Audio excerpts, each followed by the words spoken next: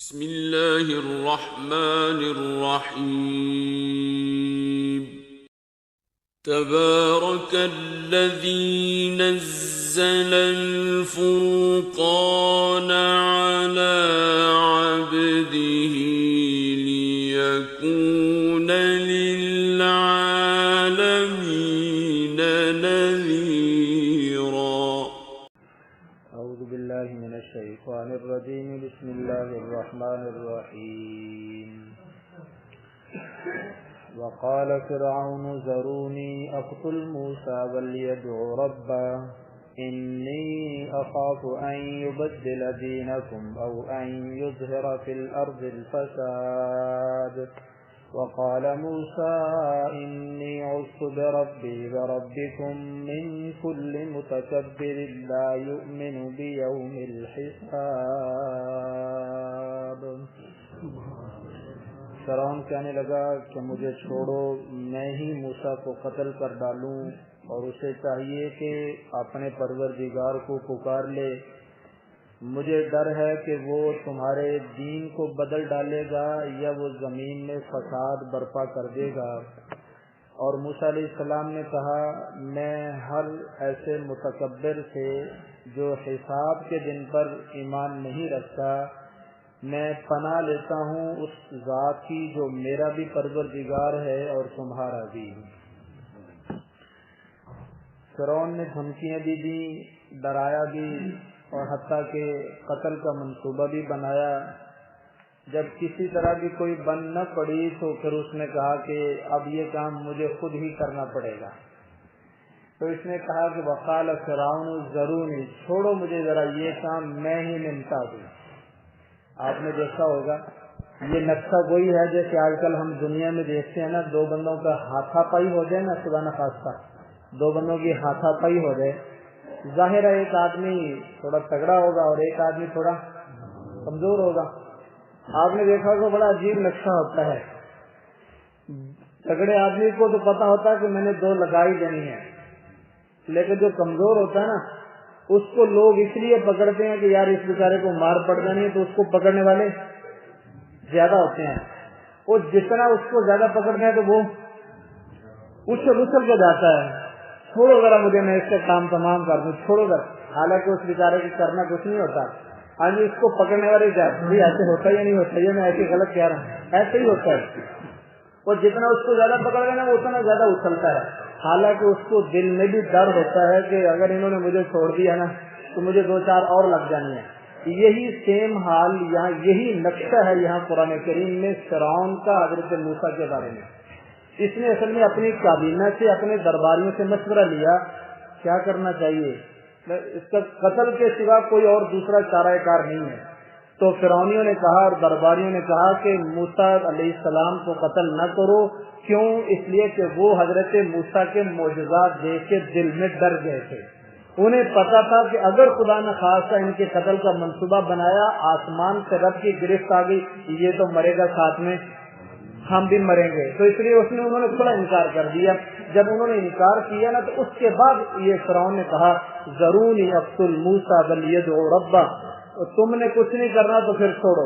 اب یہ جو اس کی باتیں ہیں نا، یہ جو کہہ رہے کہ تم پیچھے ہٹ جاؤ، میں خود ہی موسیٰ کو قتل کر دوں گا، یہ وہی ڈینگے مار رہا ہے اب کہ دل میں اس کے بھی ڈر ہے، اگر میں نے موسیٰ کو ہاتھ لگایا تو میں اللہ کی گرفت میں آ جاؤں گا، کیونکہ یہ فرعون اس اللہ کو ہم سے شاید زیادہ جانتا تھا۔ یہ دیکھ لو اگلا لفظ کیا کہہ رہا ہے، چھوڑو مجھے، میں موسیٰ کو قتل کروں، اور موسیٰ کو چاہیے کہ پکار لے اپنے رب کو۔ اور جو آج کے زبان میں ہمارے لڑائی میں کیا ہوتا ہے، میں کرنا تیرا بندوبست، سدلا تجھے نہیں سدنا، تو اس کا مطلب کیا ہوتا ہے کہ اس کا مطلب اس کے پیچھے کوئی ہے، اس کے پیچھے کوئی طاقت ہے جو اس کے ساتھ ہے۔ تو موسیٰ کے رب کا فرعون کو بھی پتا تھا کہ اس کو بچانے والا کون ہے۔ دیکھو کھلے لفظ ہے قرآن کریم کے، مجھے چھوڑو میں موسیٰ، دیکھو نا ایک طرف اس کا دعویٰ کیا ہے، چھوڑو مجھے میں موسیٰ کو قتل کروں، اور موسیٰ کو چاہیے پکار لے اپنے رب کو۔ آج مسلمان کو افسوس کے ساتھ یہ کہنا پڑتا ہے مسلمان قبروں سے اپنی حاجتیں پوری کرنا چاہتا ہے اور دنیا داروں سے اپنی حاجتیں پوری کرنا چاہتا ہے، جبکہ فرعون بھی یہ دعوت دے رہا ہے کہ کام بنانے والا اور حمایتی معاون مددگار اصل میں کون ہے؟ وہ اللہ تعالیٰ ہی ہے۔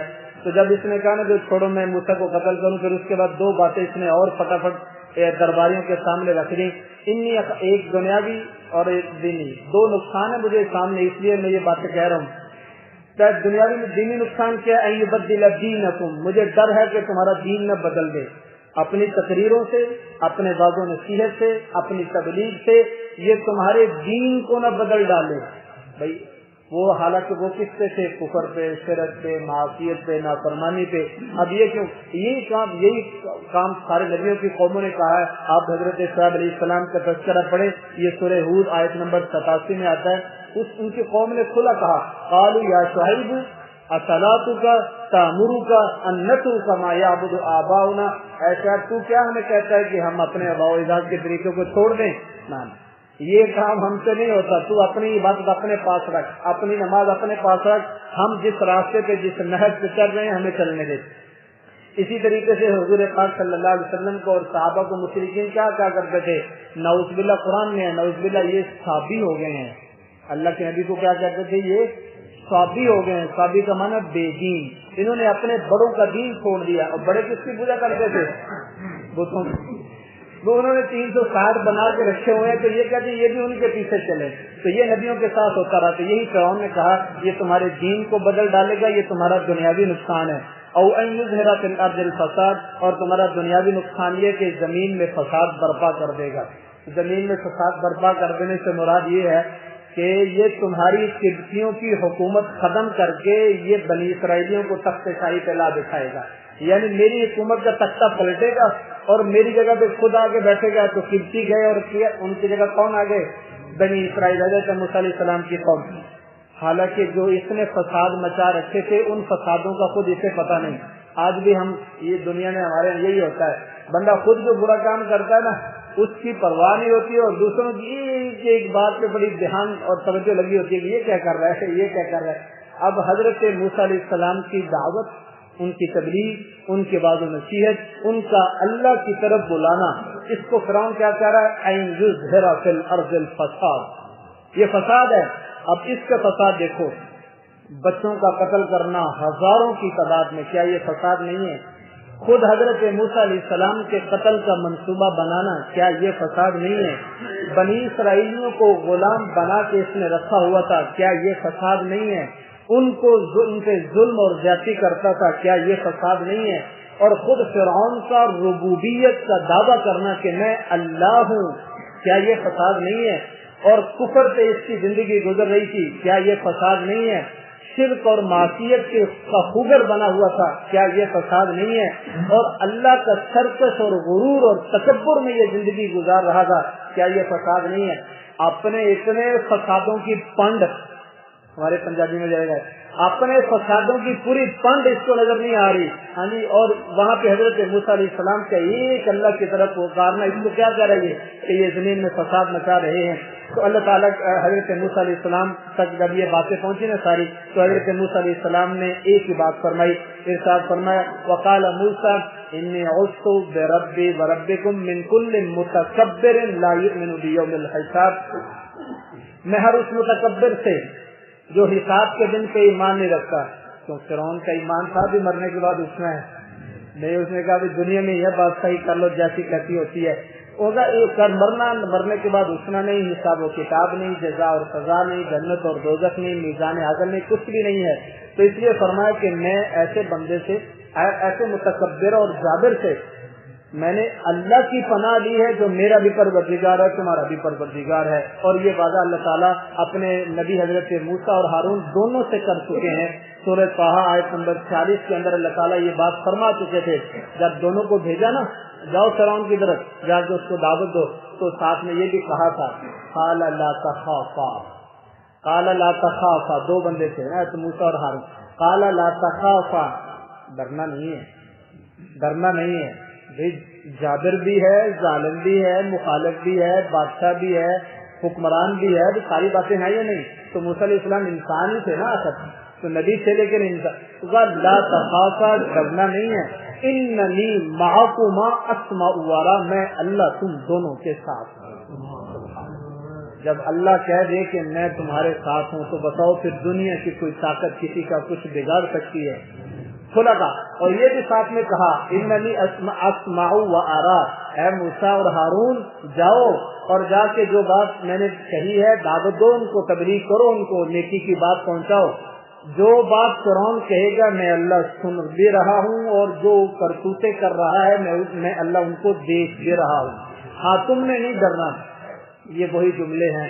اگر آپ تھوڑا سا اور پیچھے چلے جائیں تو حضرت حضور پاک صلی اللہ علیہ وسلم ہجرت کے موقع پہ جب تشریف لے کے جا رہے تھے، ایک اونٹنی پہ الگ اللہ کے نبی سوار تھے، ایک اونٹنی پہ الگ حضرت صدیق اکبر رضی اللہ تعالیٰ عنہ سوار تھے، اور چلے جا رہے ہیں تو صدیق اکبر نے دیکھا پیچھے سے بندہ آ رہا ہے، کون؟